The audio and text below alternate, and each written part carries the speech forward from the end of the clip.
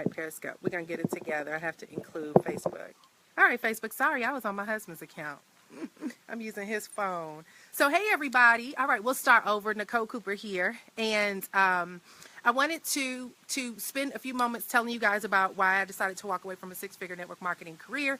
So if you are just joining us, thank you. I was started off on my husband's account, and I was wondering, like, what's going on with this account? I didn't see anybody. Until somebody was like, what's up, Chunga?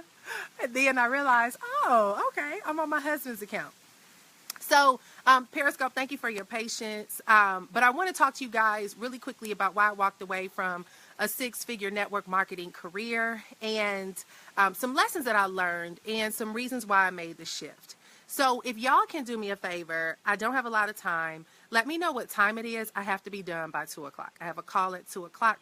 So wherever you are, just post your time so I can know what time it is, because this is not going to be, I can't do no hour-long videos today, okay?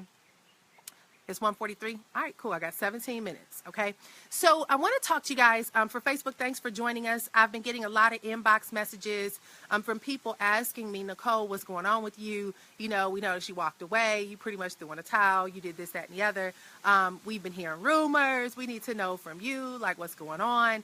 And so I wanted to talk to you guys about why I walked away from a six-figure network marketing career and just some lessons that I learned, some big decisions that I've made, and how I feel after making those decisions. Now, I started off on Periscope talking a little bit about just my whole background, right? Been online, been a network marketer for 20 years, been online as of this year for 10 years.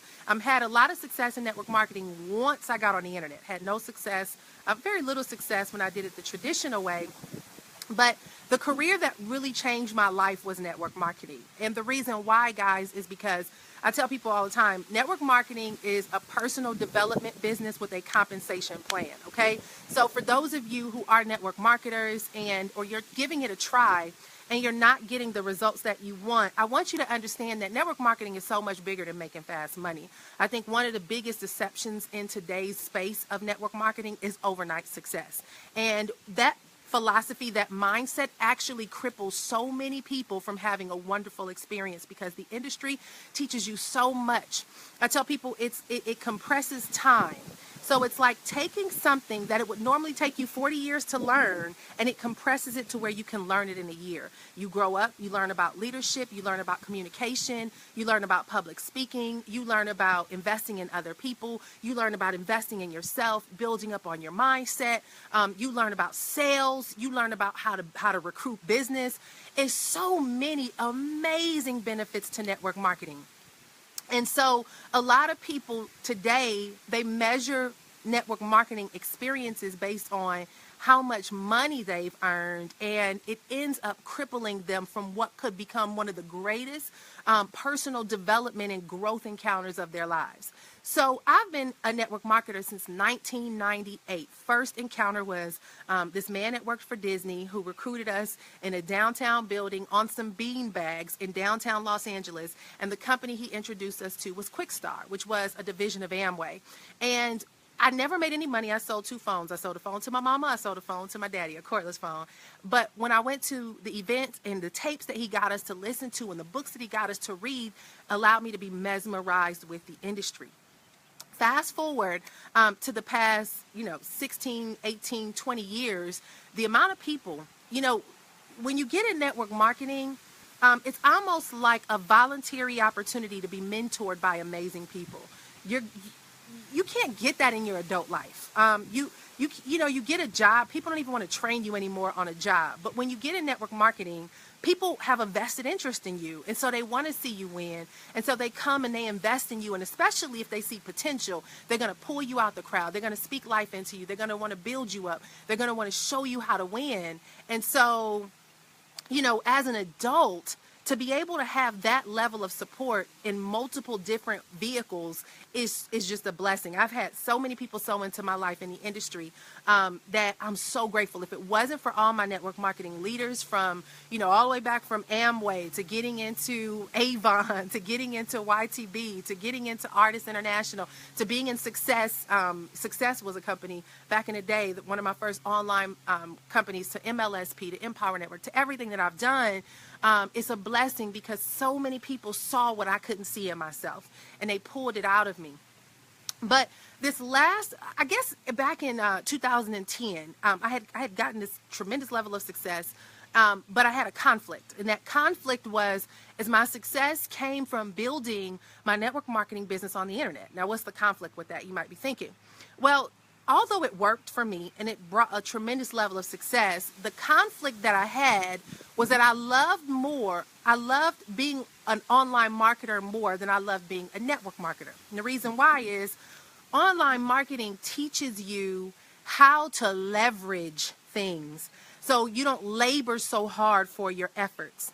And so they teach you how to leverage the internet to generate business. They teach you how to leverage phone calls and webinars and virtual things instead of traveling to city, from city to city to build an organization. They teach you how to leverage video trainings and online funnels and online systems to automate your process of building a business. And so they remove you from a labor-intensive focus to now a leveraged intensive focus. And so they teach you the true concept of working smarter and not harder.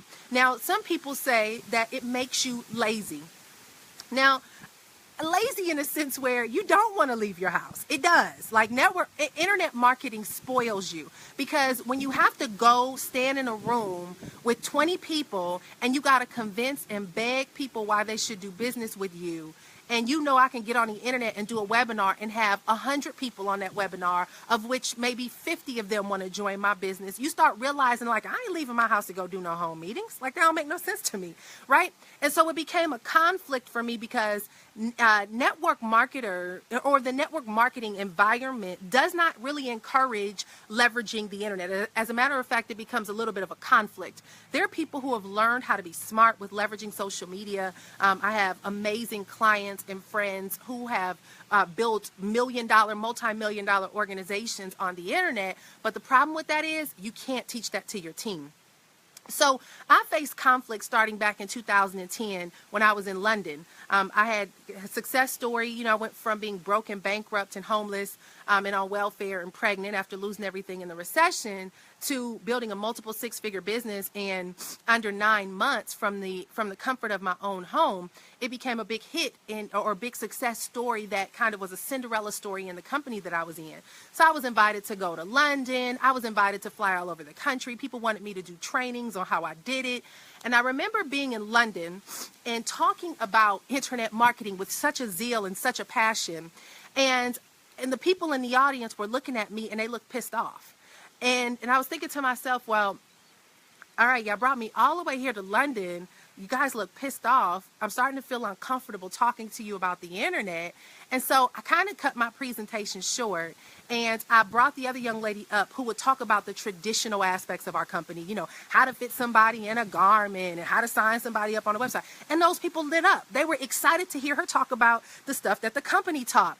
And it was in that moment in London where I was like, I done flew all the way over here to London. And these people really, although they like the idea of leveraging the internet, it really overwhelms them and it makes them feel uncomfortable. And I felt like I was a misfit in that culture and in that environment. And so it was in that moment where I was like, maybe I shouldn't be doing network marketing, even though I'm making money, but maybe I should be focusing on internet marketing, right? So I had these thoughts in my head. So I actually quit the company. I was making about 20 grand a month at that time. But guys, let me tell you something about making money. And when you learn the power of taking a skill, right? It's all about income comes from skill set. And income also comes from mindset. And when you learn how to develop the skill set and you match that with the mindset, and then you combine that with the effort and the action, producing income becomes easy, literally. A lot of people think that making money is so complicated, but it's the way in which you think about money, it's your relationship with money, and then it's also your work ethic and what you're willing to invest in to graduate your growth. So if you are lazy and you don't like to read and you don't like to investigate and train and you don't like to do all these other things, then life will be hard for you. But even the Bible says, study to show thyself approved. The word of God says that, what is it? My people suffer due to a lack of knowledge. The Bible even teaches us that studying and investing in knowledge is the critical piece to your growth. So anyway, when you learn how to develop a skill set and you learn the power of work ethic, meaning a committed intentional action every single day to get to a desired result, then you realize that I could produce money in any which way, shape, or form that I desire to make it. So it was in 2010 in London, and I remember we were standing in front of the Buckingham Palace and everybody was shooting these videos and they were like, hi, I'm with X, Y, and Z company and I'm so excited to be here. And then it was my time to shoot a video in front of the Buckingham Palace, and I didn't say nothing about the company. I didn't say nothing about network marketing. I didn't say anything about what I was doing. And my friend looked at me and she said, you're done, huh? And I said, I'm done. I can't even muster the words in my mouth to try to hype this thing up like I'm interested in recruiting more people. Flash forward to 2013. Over the period of time I walked away, I built my own PLR store. I built an online e-commerce business that went on to produce $10,000 in our first month of launching. I started seeing opportunity everywhere around me. But 2013 came, another opportunity to join, or 2011. Was it 11? It was 11 or 12. I don't know. But another company came up. It was kind of online network marketing based. One of my BFFs had to encourage me to join it. I didn't want to do another company. I did it. I went on to generate, I don't know, $6, $7, maybe $800,000 in the company working from home. It was good. I was the second top female earner, all this stuff, accolades, voila, voila, voila. But I remember being on stage because I was always a speaker at the events. And I remember being on stage and I wanted to talk about building people up. I wanted to help people with their personal development. But our company was so built on making money that people don't want to hear the rah-rah sessions of what I need to do to grow. And they don't want to learn about what it takes to develop the right mindset. And it just wasn't an interest. Like if somebody's always ramming how much money you can make down your throat, what happens is people don't want to hear about the development process to get to the money. If you're going to promote a commercial that guarantees that I'm going to be rich overnight, what do I have an expectation for? To be rich overnight. So if every story that keeps coming is this one made this much and that one made that much, what happens now is a cultivated environment is developed where everybody is programmed to think only about how much can I make. So I remember having all these opportunities to speak. I mean, we spoke all over the country, from Denver to Chicago to wherever. And I was always an opening speaker, and I was always one of the leaders. And it was awesome. It was a great opportunity, but there was still a desire in me. And then understand, there's also a ministry assignment in me to impact people, to understand who they're called to be. And so I could never be content with just having conversations about money. And I realized, like, I'm sick of talking about just how to make money. I remember thinking, I remember thinking that it had to be more to me. Let's see. All right. I remember thinking it had to be more to me and my purpose in this online space. Thank you for letting me know the time. I got 7 minutes. Thank you, Tari. But I realized it had to be more to me in this online space than just talking about money all the time. So I walked away from that company. I walked away from that company in the midst of making, I think that last year, it was like $350,000 in a year. And I remember getting this $350, almost $400-something check for the 1 year. Me and my husband looking at each other, but I was like, but I still don't feel the it factor. Like I feel like there's so much more, right? Walked away from that. And when I kept walking away, I was like, are you quitting on yourself? Are you crazy? Like, I thought I was depressed. I thought I was bipolar. I was like, there's so many different things that you psychologically, because being a work from home entrepreneur, you do think you're crazy because you don't really have people you're bouncing ideas off of. And then when you're in an environment where everybody's doing the same thing, you sound stupid when you're making all this money and you're talking about walking away. Uh-oh. Uh-oh. Y'all know I'm outside.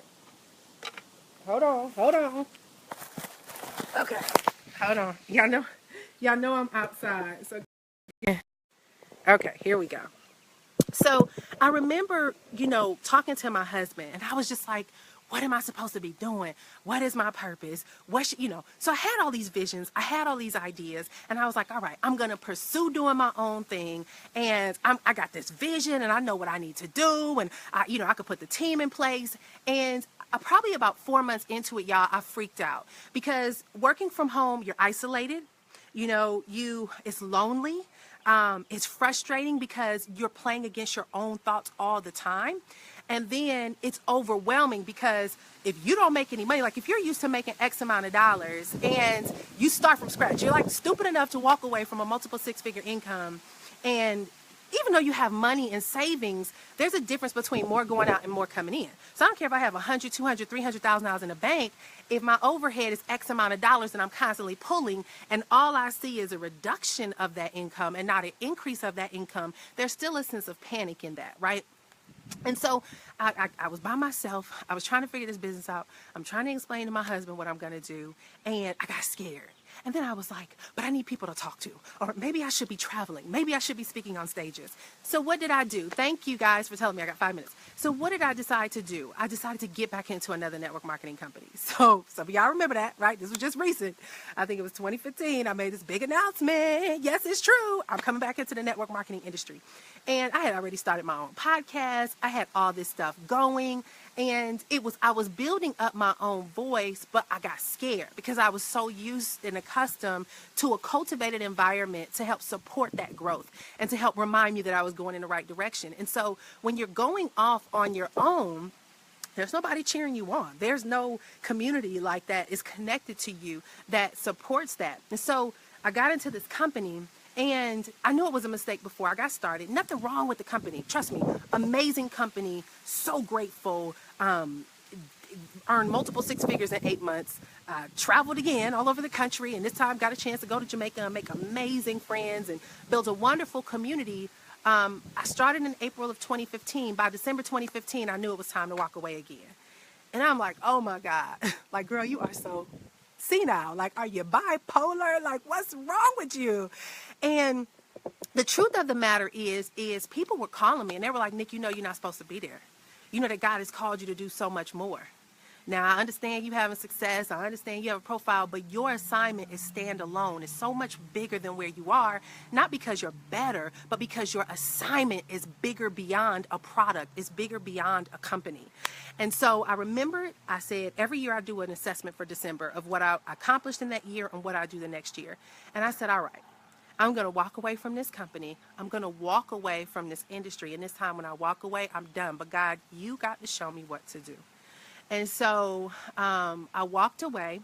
I told all leadership, take me off of calls, take me off of banners, don't associate me with nothing. I pretty much told my team, listen, I'm going in a different direction. I had to say no to everybody else's demand so I could say yes to my destiny and to what I know God had been calling and pulling and tugging on me to do. So that was December 2015. So fast forward to last year. Last year was a soul-searching year, because a part of you is trained to think money all the time, but then the spirit inside of you is saying, listen, I'm telling you what you're called to do, but if you don't do it, I'm going to give it to somebody else. Okay, thank you, 2 minutes. I'm going to give it to somebody else. And I just kept saying, all right, Lord, I'm ready. Like, I don't know what I need to do. Now, y'all heard me talk about the book, The Dream Giver, right? If you haven't heard me talk about it, go get the book, The Dream Giver. So here I am, I walk away. Here's a catch. When you walk away and you walk into something, you often think that because God is telling me to do it, that all of a sudden it's going to work out. But nobody tells you that it's going to get harder before it gets better, right? So here I am walking away. Now, keep in mind, my income stayed the same. As a matter of fact, my income increased when I walked away. So money wasn't an issue, but there was so much going on inside of me. It was like turmoil. It was shame. It was embarrassment. It was confusion. It was frustration. It was feeling lost. It was feeling like it's too late. Then it's looking at what other people are accomplishing and you feeling like maybe I've missed my opportunity. It's all these boiling of emotions.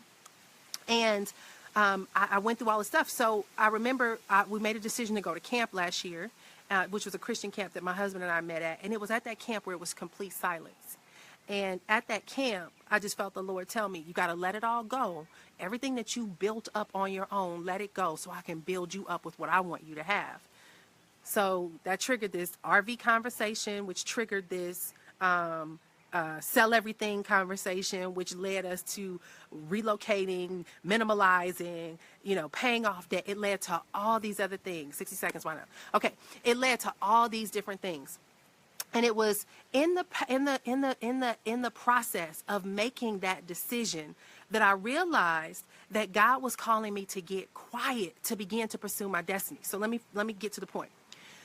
What I learned in this process was this one thing that I listened to this weekend. It's a book called Essentialism. Essentialism teaches you, and I want all y'all to go look it up. It's an audio book on YouTube by a guy named Greg McKeown. Greg teaches the concept of doing less with more, right?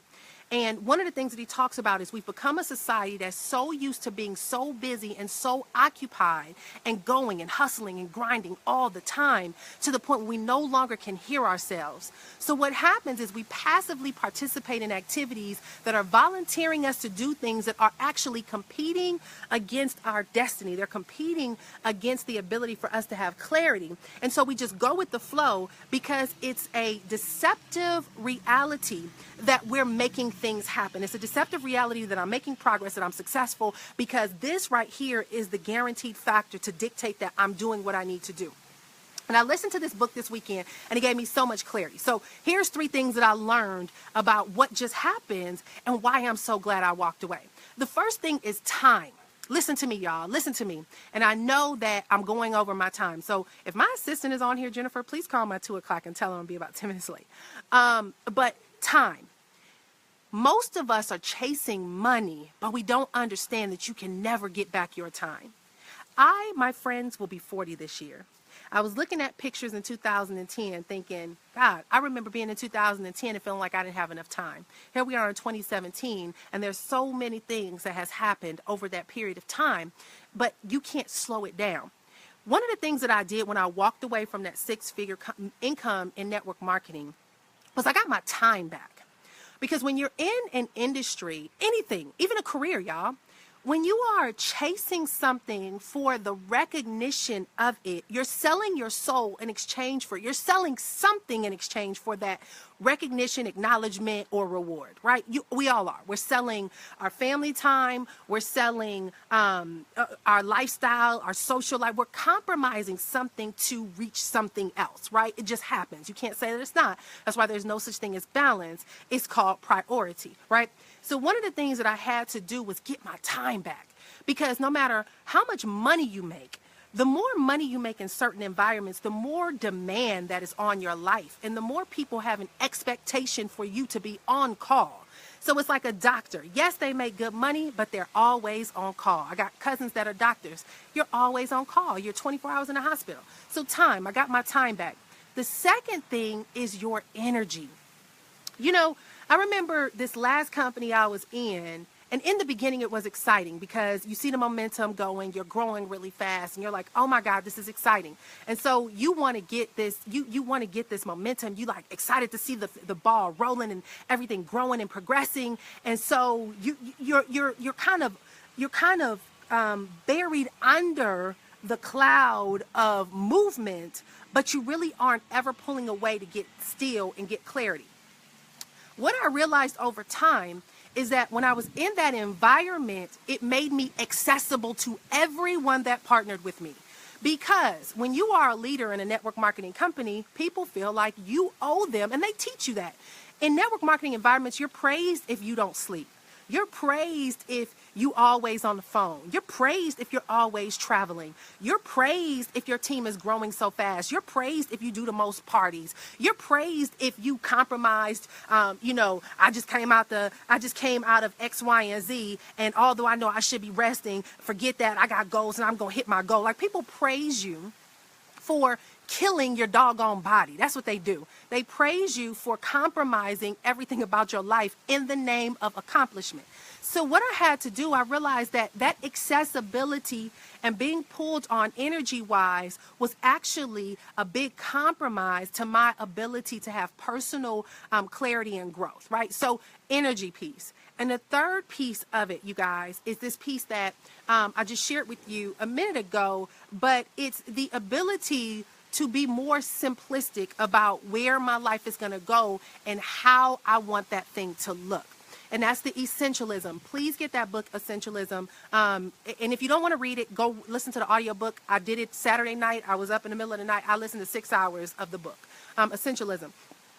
One of the things that he talks about is that a lot of times we want to spread ourselves in a million different directions to feel like it's going to lead us to this big goal.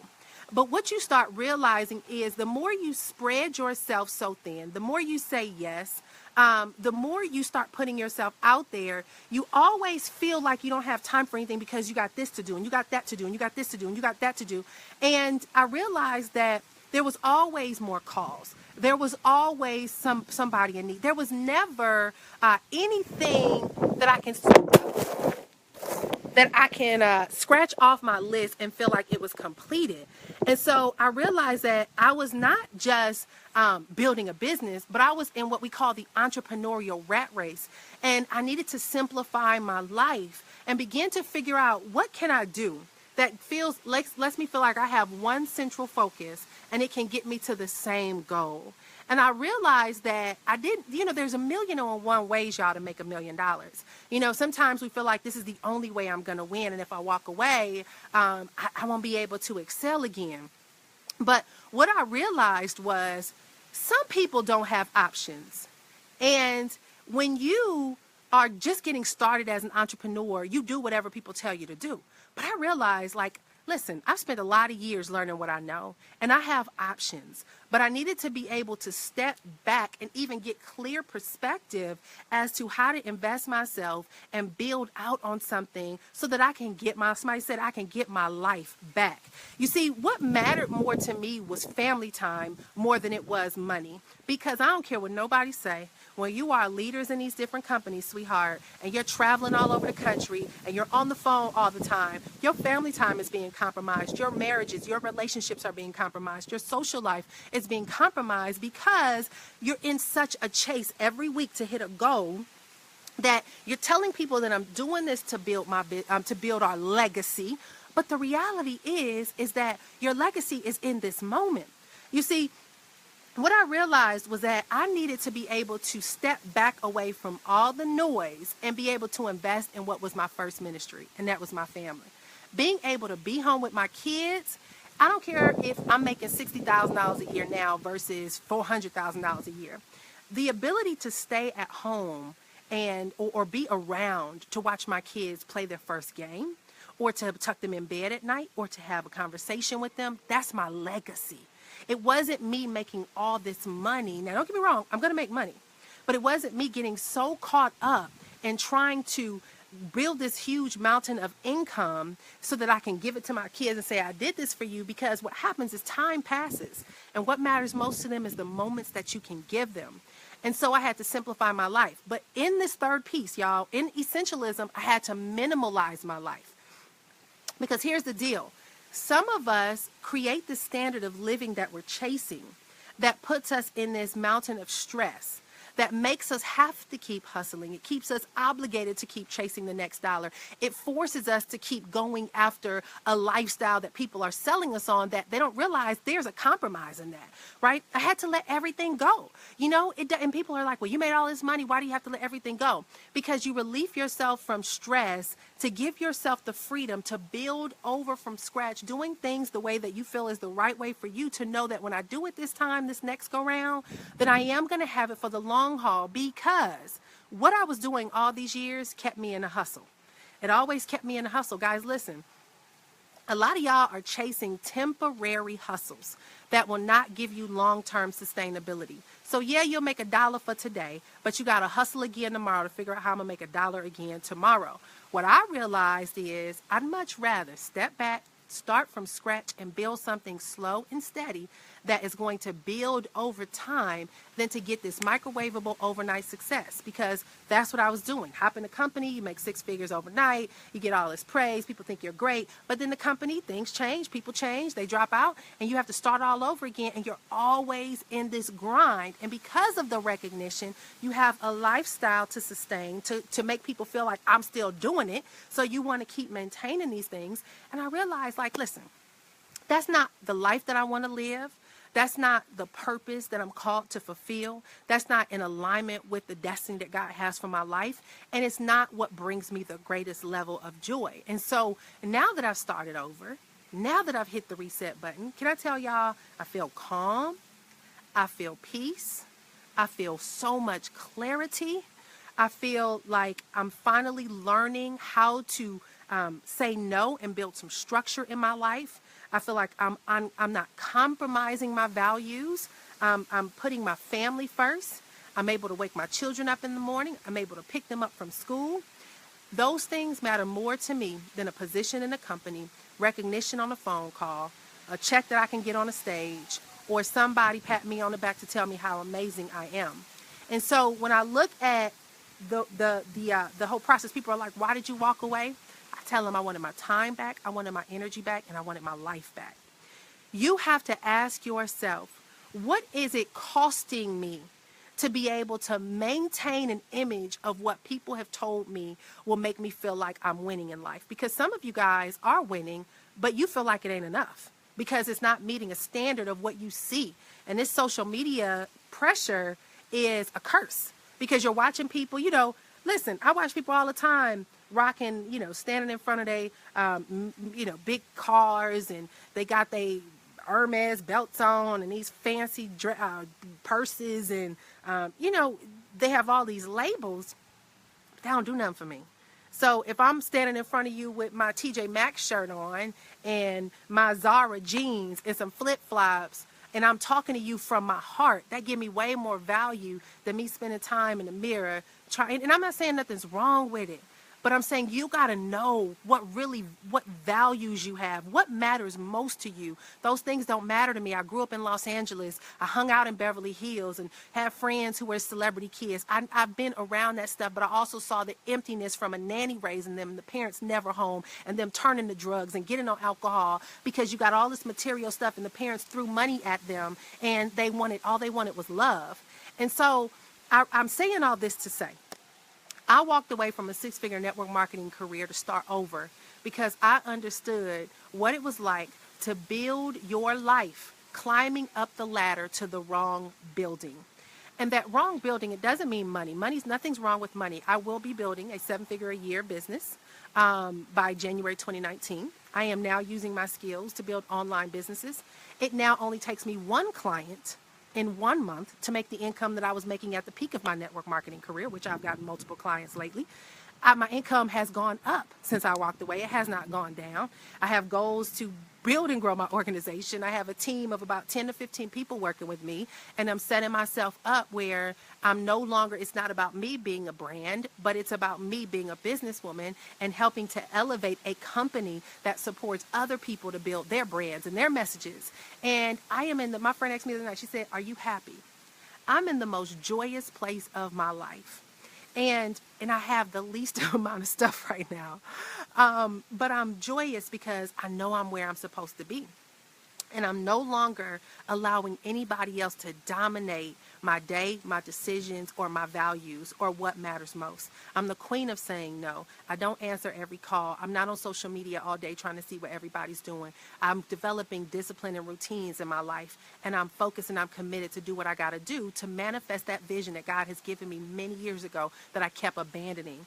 And so I share this with you guys because people come to me and they're like, what happened with the company? Did they do something? They're looking for dirt. Let me tell you, the company is freaking phenomenal. The comp plan was out of sight. You know, the organization as a whole is desiring to impact people. There are myriad of my friends that are still in that company who are multimillionaires, and they're making a killing right now, and they're operating in their assignment. It wasn't my assignment. They're right where they're supposed to be, killing the game. I mean, they are phenomenal, making like 6 figures in a freaking week, right? They're doing an amazing job. And I'm not going to badmouth them, talk them down, saying they're making a wrong move, saying that they're doing the wrong thing, trying to kill their dreams and say that they out of order. No, they are in their assignment.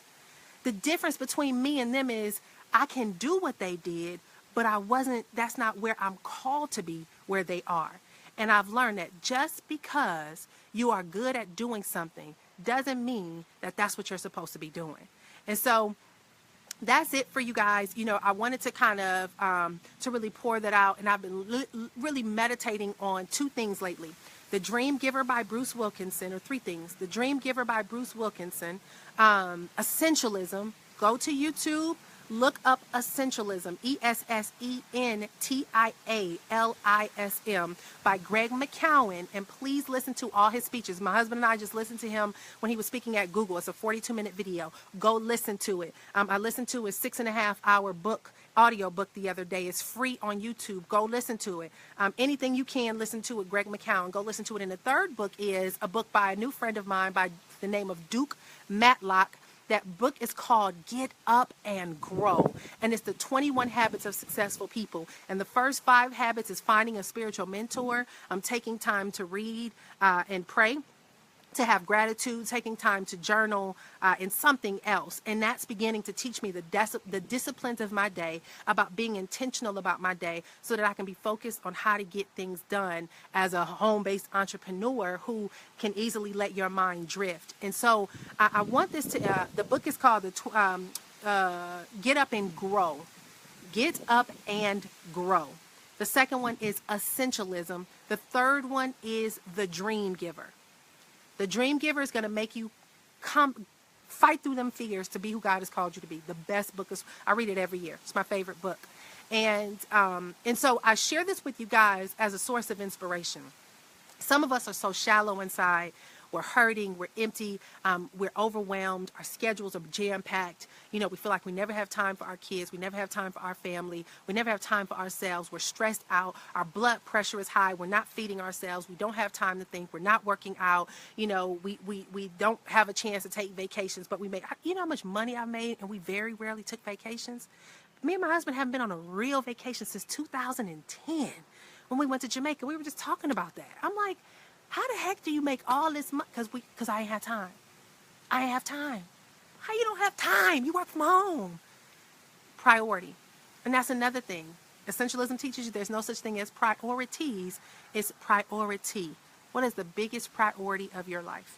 Mine right now is investing the time to build out a business that is going to generate income for me on automation that will free me up to do the things that I need to do and allow me to buy my time back, to spend more time with my family, and to be able to be out speaking, teaching, and training while I am employing talented, highly amazing people who are good at what they do and giving them an opportunity to grow in their own vision by partnering up their vision with mine so that they too can begin to live their dream. That's my goal, and that's what I've been working on. So I've dropped the ball on a lot of stuff, and I dropped it voluntarily. I'm not trying to keep up with everything. I'm not trying to impress everybody. I'm not trying to do the latest trends of marketing tactics and this, that, and the other. I'm staying in my lane. I'm building out what God has called me to do, and I'm doing it without any pressure of feeling like I'm missing out. And so I hope this helped y'all. My 2 o'clock is actually an interview. So how about the interviewer is late for the interviewee? What do I tell my person that I'm trying to hire for this job? Like, oh, I'm sorry, I was doing a Facebook Live. Sorry, I know we had an appointment for me to interview you for this position, but I was late. But I hope this has blessed you guys. I really wanted to share this from the heart because people are inboxing me. They're trying to create rumors or asking about, apparently there's rumors about me in the last company or me and somebody. Listen, everybody who's been in my life, I don't care if they may have offended me in some way, shape, or form, had good intentions to see me grow. Yeah, they made money off of me, but they saw something in me and they all added value to my life. And so I love them. I appreciate them. I am so honored and that God has allowed me to have such great advisors and mentors in my life. And I just pray that God continues to multiply and bless their businesses. And I thank y'all for always being available to listen. And many of y'all inboxed me and was like, Nicole, it's not you. I don't know what's going on with you, but you're so much bigger. I can see what God has called you to do. So thank you for even being bold enough to tell me, sister, you out of order. I see more for you than what you're living up to. And that takes a lot for somebody to do that. And some of y'all ain't never met me in real life, but you keep pouring into me. So I thank you for that. So thanks for listening, guys. If this has helped you, please share this. Please comment. I want to hear from you. I don't see any comments coming through, so I don't know if it's working. But I just pray that this has inspired you in some way, shape, or form. And I want to encourage you guys to stay in alignment with what God has called you to do. So you can keep up with the journey at NicoleSCooper.com. Thank you so much, y'all. I hope this helped. Now I got to go get on my 2 o'clock call. I think it's like 2:30 now. Who knew? Okay. All right, y'all. Bye.